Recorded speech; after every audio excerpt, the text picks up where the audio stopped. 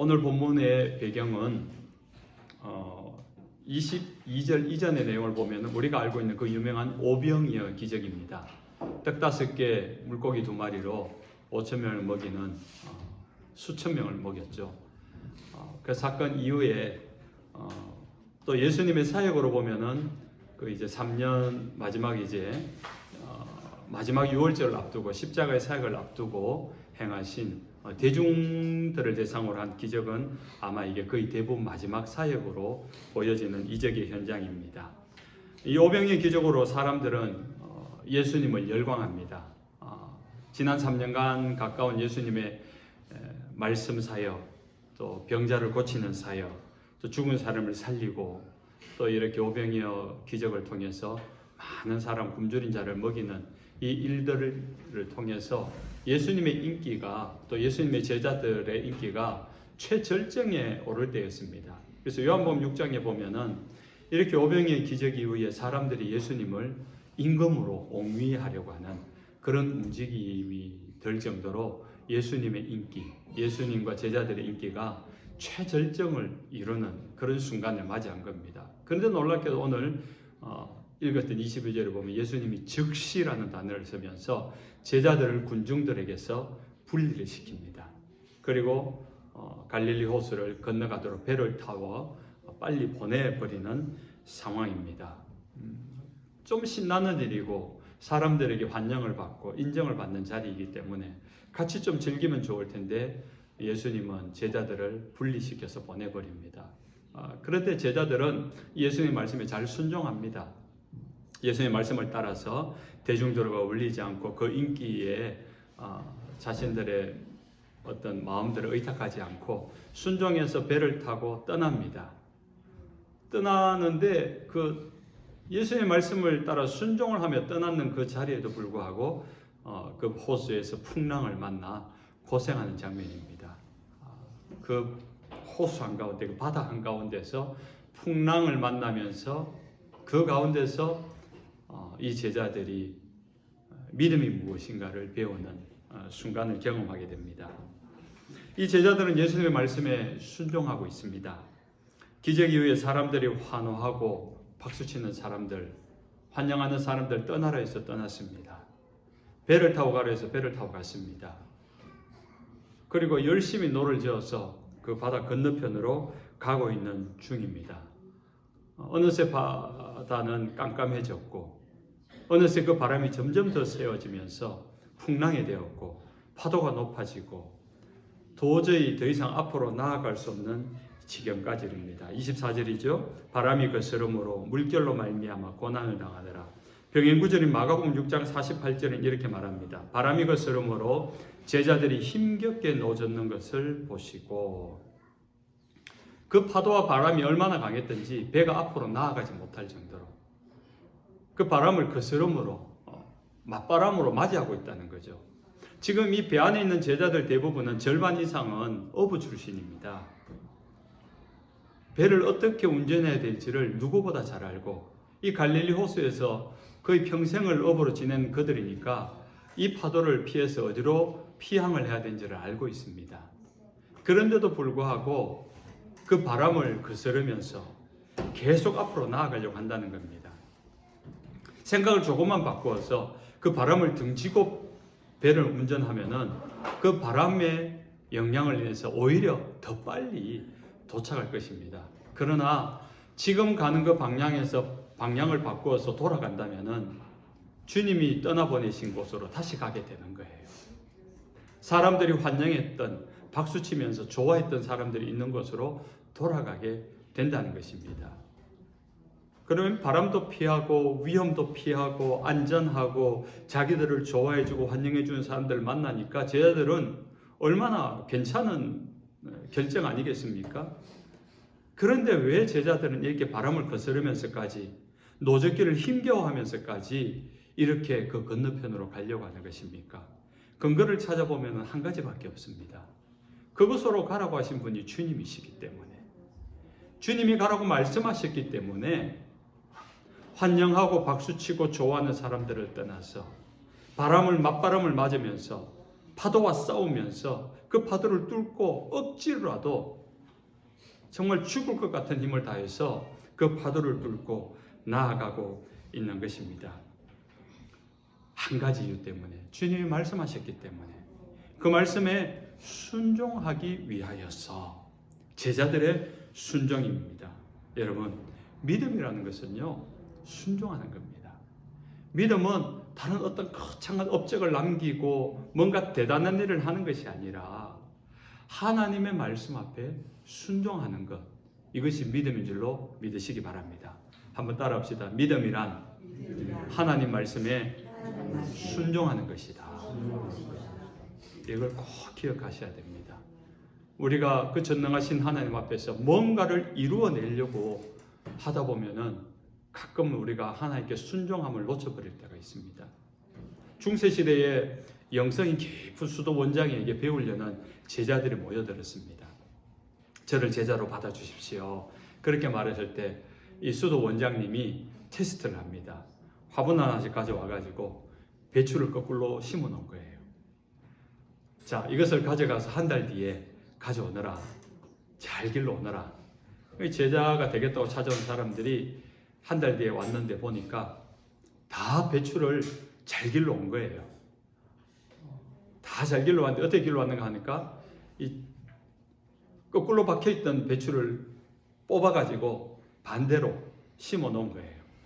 근데 딱 한 사람 거꾸로 준 채로 가져와가지고 그 배추가 다 시들어서 썩어 빠진 채로 가져온 겁니다. 누가 제자가 되었겠습니까?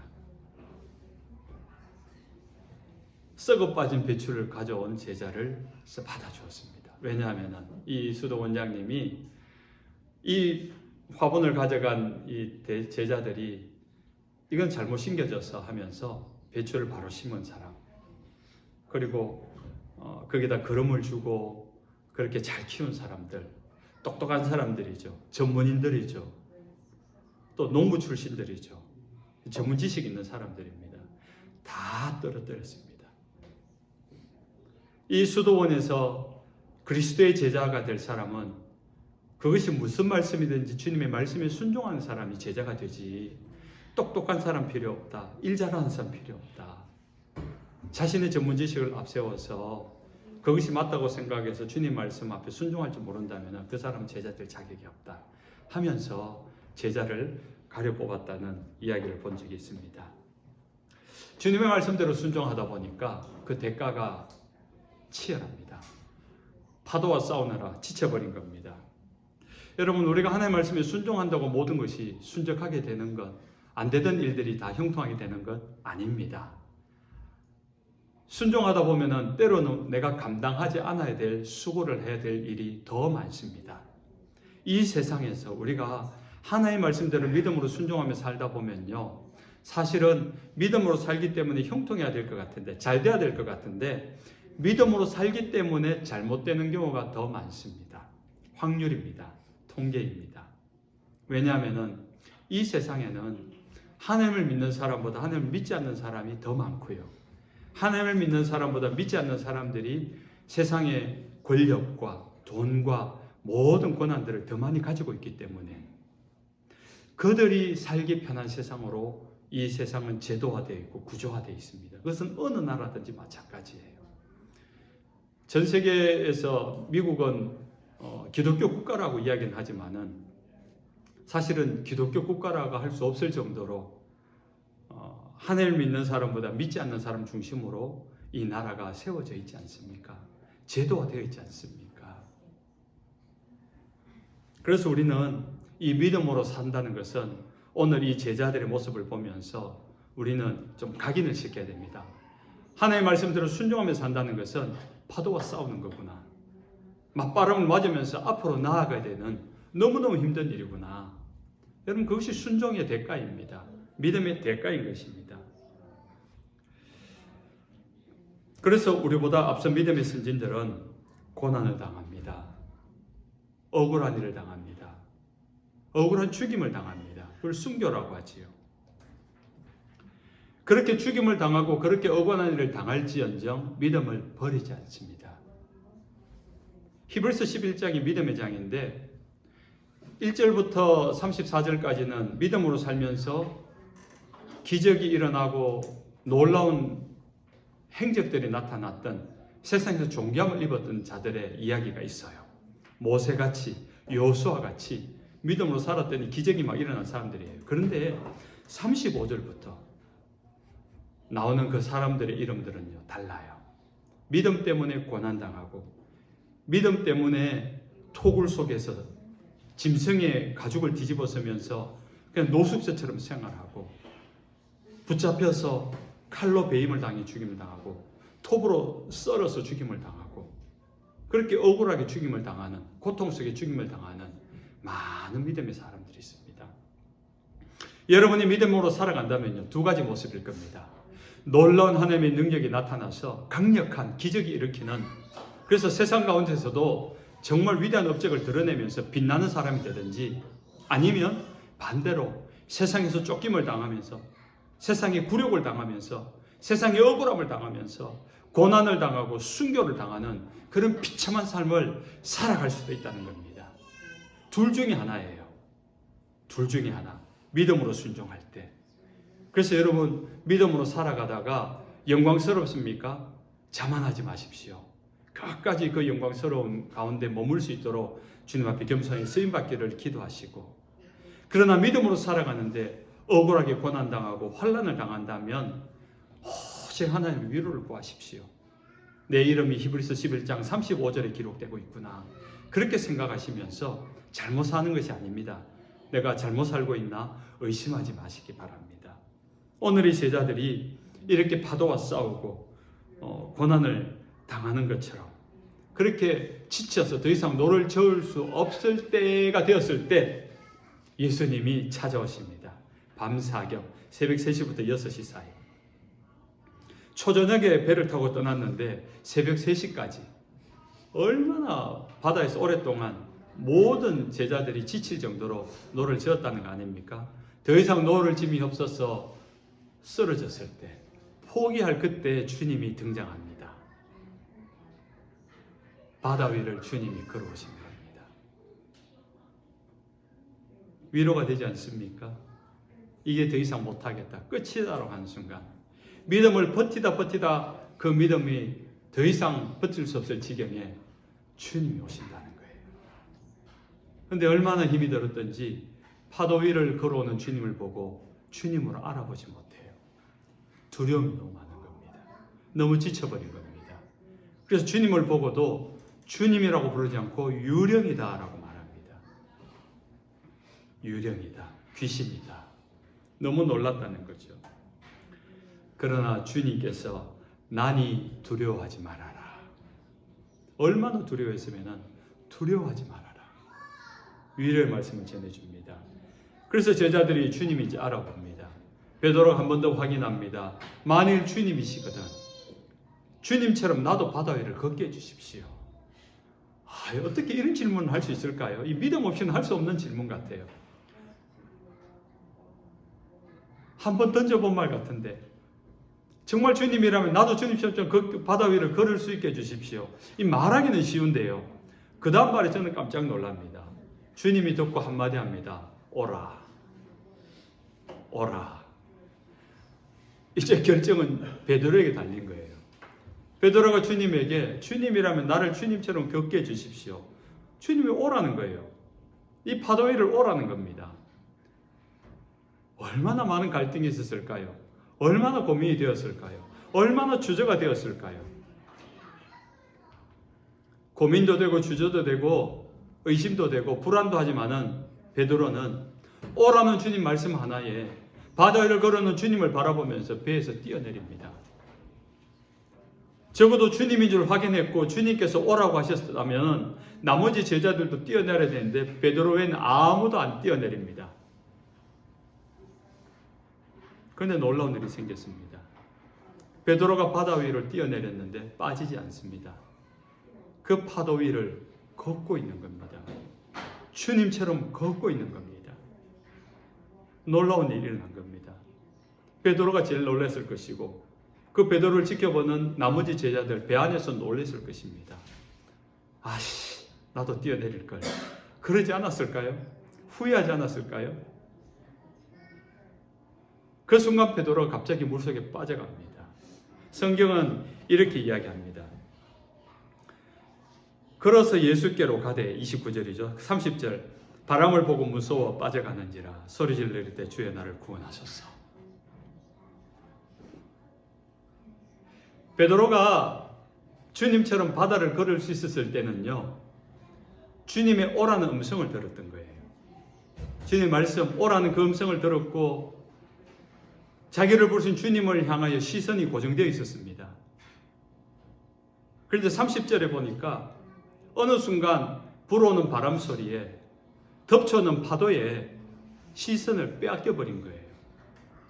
오라는 주님의 음성 대신 파도 소리에 귀가 열려버렸고 자기 앞에 서 계신 주님을 보던 시선이 덮쳐오는 파도를 향하여 시선이 빼앗겨 버리는 순간 두려움으로 바닷물이 자기를 덮어버린 것처럼 그 두려움과 불안함과 주님의 진단에는 왜 의심하였느냐 그래요. 베드로의 마음속에 의심이 들었던 겁니다. 내가 건네 계속 걸을 수 있을까? 다음 걸음에 빠지지 않을까? 내가 정말 계속 걸어갈 수 있을까? 의심이 들었다는 거예요. 여러분, 의심도 믿음입니다. 그렇게 되지 못할 것 같은 것을 믿는 거예요. 주님이 오라고 했으면 오라는 말씀을 믿고 가면 되는데 못 갈 것 같은 의심이 든 거예요. 못 갈 것 같다는 믿음이 생겼다는 거죠. 주님은 왜 의심하였느냐? 그렇게 베드로를 진단합니다. 그래서 물에 빠져갑니다. 얼마나 무서웠겠습니까? 나를 구원하소서. 주님 나를 구원하소서. 예수님이 오셔서 베드로의 팔을 잡아 그 바다에서 끄집어내십니다. 그리고 다시 바다를 걸어 그 배 위로 올라가십니다.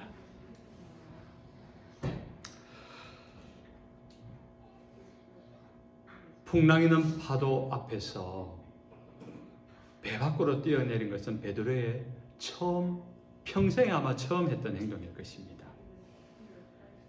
그런데 그럴 수 있었던 용기가 있었던 데는 주님이 오라는 말씀을 의지하며 행했던 일일 것입니다. 짧은 순간으로 한 절 한 절 지나가 버리지만은 모르겠습니다. 제가 베드로가 아니기 때문에 베드로는 정말 단순해가지고 믿음이 좋아서 뛰어내릴 수도 있지만은 저는 그 찰나의 순간에 수만 가지 생각을 했을 것 같습니다. 정말 뛰어내려도 될까? 어쩌면 뛰어내리지 못할 수도 있겠다는 생각이 듭니다. 특히 저는 물이 무섭거든요. 저는 세상에서 제일 무서운 게 물입니다. 수영을 못하기 때문에. 그래서 일부러 수영을 배웠습니다. 우리 아이들이 태어나고 물놀이를 여름마다 갈 텐데 혹시 아이들이 위험하면은 아이들은 살려내는 부모가 되지 않을까 싶어서 정말 무서운 물이지만은 정말 돈 주고 가서 수영을 배웠습니다. 그래도 여전히 무섭습니다. 수영은 하는데 일부러 물을 즐기면서 물속에 들어가지는 않습니다. 그런데 파도가 치고 풍랑이 있는 바다 한가운데 뛰어내린다고요. 저한테 너무 두려운 일입니다. 여러 가지 이유로 우리는 오늘 나머지 제자들은 배에서 뛰어내리지 못하잖아요. 여러분, 이것이 우리의 믿음의 경계성 같다라는 생각을 해봅니다. 우리의 오랜 경험으로 말미암아 파도가 치는 바다에는 뛰어드는 것은 위험한 일이라는 믿음이 있지. 주님이 오라고 하여도 우리의 이성과 상식을 벗어나서 뛰어내리는 것은 쉽지 않은 일입니다. 그런데 베드로가 자신의 경험, 자신의 이성, 자신의 상식, 합리적인 계산을 뒤로 한 채 주님의 말씀 하나 믿고 주님 한번 바라보면서 뛰어내렸다는 것이에요. 이것이 베드로의 첫 경험이 됩니다. 첫 경험이 돼요. 그 경험 때문에 베드로는 나중에 부활 이후에 주님을 이 갈릴리 바다 이 자리에서 다시 만납니다. 찾아오신 주님이시다 하는 말을 듣고 배에서 뛰어내립니다. 나머지 제자들은 배를 타고 예수님께로 가고요. 그냥 우연히 일어난 일이 아니라고 생각합니다. 자신의 믿음에 경험한 대로 우리의 삶은 반응하는 거거든요. 베드로는 주님의 말씀을 따라 풍랑 있는 바다를 뛰어내린 그 첫 경험 때문에 그 다음부터 바다로 뛰어드는 것은 두려운 일이 아니었습니다. 첫 번째가 힘들지. 첫 시도가 있으면 두 번째부터는 익숙함의 문제인 것입니다. 한번 그 경험을 해본 사람은 두 번째 경험은 훨씬 수월합니다. 두 번째하고 세 번째 한 사람은 훨씬 익숙해집니다. 10번이 넘어가고 20번이 넘어가면요, 당연한 것이 되어지는 겁니다. 우리가 믿음으로 행하는 일들은, 하나님을 믿고 믿음으로 행하는 그 일들이 처음에는 많은 오만 가지 생각이 들고 많은 주저함이 있지만은 그 주저함을 넘어서서 믿음으로 행해보는, 에라이 한번 해보자, 믿음을 한번 해보자, 그렇게 해보았을 때 첫 경험이 되는 겁니다. 하나님의 은혜가 어떤 것인지, 내가 믿음으로 행했을 때 하나님께서 어떻게 역사하셨는지를 경험하게 되는 순간 그 다음부터는 익숙함의 문제로 바뀌기 시작하는 것입니다. 주저함보다는 익숙함으로 점점점 수월해지고, 하나님을 향하여 기도하는 것도, 믿음으로 순종하는 것도, 믿음으로 결단하는 것도, 믿음으로 행동하는 것도, 하나님의 놀라운 은혜와 능력이 나타나는 것도 어색하지 아니하고 익숙한 일이 되는 것입니다. 예수님의 말씀을 듣고 예수님을 바라보면서 베드로는 어느새 파도 위를 걷고 있었습니다. 그리고 다시 빠져갔죠. 주님이 우리에게 말씀하실 때 그 말씀을 기억하고, 파도가 아무리 커도 주님을 향한 시선을 놓치지 않는 것이 너무너무 중요한데, 그 주님을 향하여 바라보는 그 바라봄, 올 한 해 우리 표 말씀으로 가졌던 히브리서 12장 2절, 믿음이 온전케 하신 예수를 바라보라, 이 주제 말씀이잖아요. 이렇게 바라본다는 것은 집중을 말하는 겁니다. 집중하는 것. 주님을 시선에서 놓치지 않고 주님을 마음에서 놓치지 않는 것. 그 주님을 집중하여 볼 때 우리는 가장 안전할 수 있고 불안과 두려움에서 안심할 수 있는 것입니다.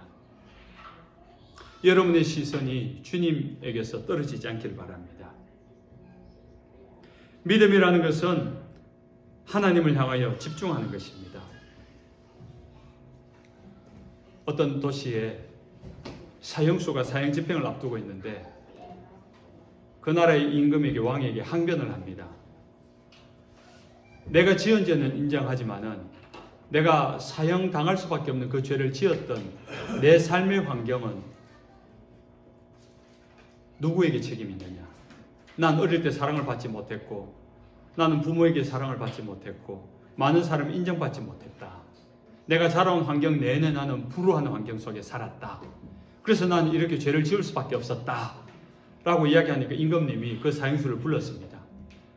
그렇다면은, 그것이 이유가 된다면은 오늘 내가 너에게 주는 한 가지 이 테스트를 통과하면 너를 살려주겠다. 뭐든지 좋다고. 그러니까 아침이 딱 되자마자 그 사형수에게 커다란 그릇에다가, 이만한 그릇에다가 물을 가득 채운 거예요. 지금 여기부터 나가서 이 도성 한 바퀴를 다 돌아서, 완전히 도성을 한 바퀴 돌아서 해지기 전까지 네가 여기 도착하면은 살려줄 것이고, 만약에 해지기 전에 도착하지 못하거나 이 물그릇에서 한 방울의 물이라도 흘렀으면 너는 사형이다. 할래? 네, 하겠습니다. 그래서 이 물 가득 찬 거를 물방울 떨어질까봐 조심스럽게 이 사형수가 조심조심 걷는 거예요. 왕궁을 벗어나서 시장통을 건너고 그 사람들 많은 곳에서 부딪히지 않게 지나가고, 사람들이 없는 그 들길을 지나서, 논밭을 지나서, 숲길을 지나서 이제 다시 도성으로 돌아가는, 왕궁으로 돌아가는 것에 해가 막 져가니까 얼마나 마음이 급하겠습니까? 그럼 물을 흘리면 안 되니까. 그렇게 초집중을 해서 왕궁에 딱 도착하니까 아직 해가 남은 거예요. 살았다. 그래서 임금님이 묻습니다. 네가 성을 사사시 돌았다는 증거를 내가 어떻게 알 수 있느냐? 그럼 내가 묻는 말에 대답하면은 증거로 삼겠다. 시장을 지나갔을 텐데 시장에 무슨 물건을 팔더냐? 사형수가 아무리 생각해도 생각이 안 나거든요. 못 봤습니다. 시장 상인들이 뭘 사라고 소리 지르더냐? 아무것도 못 들었습니다. 네가 들판을 지나고 숲길을 지났는데 지금 밖에는 어떤 꽃들이 피어 있더냐? 못 봤습니다. 어떤 새가 아름답게 울고 있더냐? 노래하고 있더냐? 새소리 못 들었는데요. 임금님이 말합니다. 시장통에는 온갖 상인들이 자기 물건 사라고 소리 질렀을 것이다. 이 좋은 날에 그 길 옆에는 온갖 형형색색의 꽃들이 만별 피었을 것이고 새들이 온갖 짐승들이 숲길을 지날 때는 소리를 내었을 것이다. 근데 너는 하루 종일 걸어 다녔는데 보지 못하고 듣지 못했다고 하니까 네 말이 맞다. 너의 인생은 남이 만들어주는 것이 아니다. 주변 환경이 어떠하든지 네가 이 물그릇을 보고 집중한 것처럼만 네 인생을 네가 앞으로 집중해 산다면은 너는 다른 사람을 핑계하지 않고 살 수 있을 것이다. 한 번 더 네 인생에 기회를 준다. 살거라. 그런 이야기가 있습니다. 이제 말씀을 맺습니다. 사랑하는 하나님의 백성 여러분, 주님 말씀에 순종하십시오. 저는 우리 스크린턴 성도들이 정말 믿음이 좋은 성도가 되기를 바랍니다. 목사의 소원이 뭐가 있겠습니까? 그거 하나입니다. 세상을 살아가는 삶의 방식, 세상을 살아가는 능력은 저보다 여러분 이미 훨씬 뛰어납니다. 이미 더 많은 것들을 이루어 놓았고요. 그러나 한 가지 권면한다면은 믿음이란 부분이 있어서는 여러분의 믿음이 목사보다 좋은 믿음이 되기를 바랍니다. 아멘. 오늘 이 베드로가 주님의 말씀에 순종하고 집중하면서 그 믿음의 일을 걸어갔던 것처럼 우리 스크린턴 성도들이 그렇게 주님께 집중하고 그 말씀을 이루기 위하여 순종하는 믿음이 되기를 바랍니다. 만약 오늘 이 제자들이 그렇게 주님의 말씀 따라 순종하면서 바다를 건너가는 것, 파도를 맞서고 바람을 맞서고 노젓는 것이 힘들어서 만약에 안전하게 뱃머리를 돌렸더라면은 바다 위를 걸어오신 주님을 못 만났을 겁니다. 베드로는 바다 위를 걷지 못했을 것입니다. 파도와 바람을 잠잠하게 하신 전능하신 하나님을 경험하지 못했을 것입니다. 그저 자신의 경험 가지고 안전하게 안심하며 살아갔을 것이지. 그것은 세상 사람들이 살아가는 삶의 방식입니다. 하나님 없이도 세상 살아갈 수 있습니다. 하나님 안 믿어도요, 자기의 노력과 능력과 세상에 부유하게 살 수 있고 편리하게 살 수 있습니다. 오히려 하나님을 믿는 믿음 때문에 우리는 세상을 불편하게 살아야 되고 바람을 거스르는 것 같습니다. 그러나 그렇게 믿음으로 우직하게 순종하며 살아가는 사람만이 바다 위로 걸어오신 주님이 계심을 알게 됩니다. 바다 위도 걸을 수 있구나. 오늘 우리 불렀던 찬송처럼 저 깊은 바다도 반석이 되고 저 풍랑도 저 파도도 반석이 되어서 그 반석 같은 바다를 걸어갈 수 있는 것, 그것은 세상이 알 수 없는 삶의 방식인 것입니다.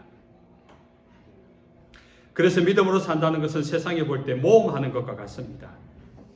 불가능한 일에 도전하는 것과 같습니다. 그래서 하나님을 모르는 사람들은 절대 모르는 비밀을 가지고 사는 거예요. 그 비밀을 가진 분은 세상에서 나보다 많이 가졌고 나보다 성공했고 나보다 더 형통하다 할지라도 부럽지 않은 이유인 것입니다. 즉 하나님을 바라보면서 오늘 베드로처럼 여러분의 바다 위를 걸을 수 있는, 여러분의 암흑을 뚫고 걸어갈 수 있는 저와 여러분 되시기를 주 예수님의 이름으로 축원합니다. 찬송하겠습니다.